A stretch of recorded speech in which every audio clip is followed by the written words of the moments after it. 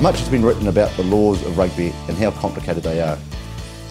At the end of 2005, the IRB, instead of being reactive to the law changes, decided to be proactive. A group was formed, which was known as the Laws Project Group. It was chaired by Bill Nolan, a member of the IRB Council, and included members such as Rod McQueen from Australia, Richie Dixon from Scotland, Ian McIntosh, Bruce Cook, myself, Pierre Villepeur from France, just to have a good look at all the laws of the game. We met for the first time in Stellenbosch, and I think it was really good in the fact that we started with a blank piece of paper. We wrote up as our main objectives. We wanted the game to be unique as it is now, a game played by all shapes and sizes, and it's really important that we made sure we preserved that. The key behind this whole group though was that we decided, or we knew, that the game is so complicated to understand both for referees, coaches, players, spectators. So we said, blank piece of paper, let's make the game easier to referee, simpler to understand, still for all shapes and sizes, and it's from there that this group progressed. We started in Stellenbosch, we tried out several laws, we all put our ideas on the table, and now we've got to the stage where we're trying out the laws at a higher level. Initially we started an under-20 social competition in South Africa. We've taken them to senior club rugby in England. We've tried them at age group in Australia. We've tried them at age group or at club rugby in Scotland. We've tried them at age group in Australia. And now we've moved them into the ARC, the new competition for professional players in Australia. And they're going to be played in the B Championship here in New Zealand. What I intend to do today is go through those laws with you. I want to explain what the differences are between the law as we have it today. And I also need to make it quite clear, these are not law changes which have been adopted yet. This is very much experimental. It will stay experimental until the IRB Council and its member unions are satisfied that they can be adopted as full laws. So what are these changes? The first one is the extended role of the touch judge, and I'll explain that shortly. We've moved on to some experiments in the line-out. The tackle, which is probably the biggest bugbear of all the spectators and players and referees. We're experimenting with collapsing the maul. There's a big one with the scrum offside, players back 5 metres, which again I'll explain. And I suppose the other one which people will find, I think will certainly accept, is that a lot of the offences in rugby now which are penalised by a penalty kick, we've made into free kicks. In fact, there's only 3 areas that you can be penalised now, and that is with a penalty kick. They are offside, foul play, and that includes, and this is where people do get confused, foul play includes repeated and deliberate infringements, and also for entering from the side of the tackle. I'll start with the extended role of the touch judges. It may be, and there's been a suggestion, that we call the touch judges assistant referees, because that's what we're asking them to do. We are asking them to assist the referee. What we intend doing is allowing the assistant referee to go onto the field of play up to 3 or 4 metres, verbalise to players when they're offside. If the players don't listen, the referee will hold his flag out in a horizontal position against the offending side and will advise the referee that he has got a flagging. Once those players get onside before the referee takes punitive action, he will drop his flag and the game will carry on. So it's really preventing offences taking place, and we'll be encouraging the touch judges or assistant referees or whatever we end up calling them to be proactive in their involvement in the match.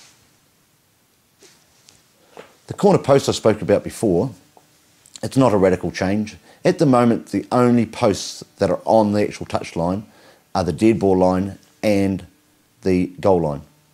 How many tries have you seen scored or not scored because a player's feet have taken out the corner post? We've decided to experiment with removing the corner post, putting it in line with the other posts, which are 2 metres out from the touch line, so that then a player's feet in the air are not part of the equation of whether he scored a try or not. So in other words, if his feet are in the air and his body is in the field of play and he has a touchdown, a try would be awarded. It then takes another decision away from the TMO as to did he get the ball down before the corner post was taken out. So a very simple one, but something which we're experimenting as we go along. I suppose the first major one which will have a bit of an impact is not gaining ground if you take the ball back into your 22.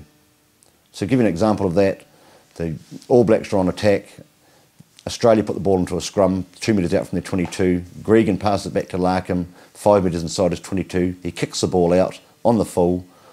Basically the line out now will be back where he kicked it from. So he can't gain ground. And the idea of that is to stop teams basically putting the ball back in the 22 as a safety zone. It is no longer safety. Sure, if the opposition put it in there, they've caused that, so, and you kick it out, then the line out will be where the ball went out. But just to reiterate, you put the ball back into your 22 and kick it out, the line out will be where you kicked it from.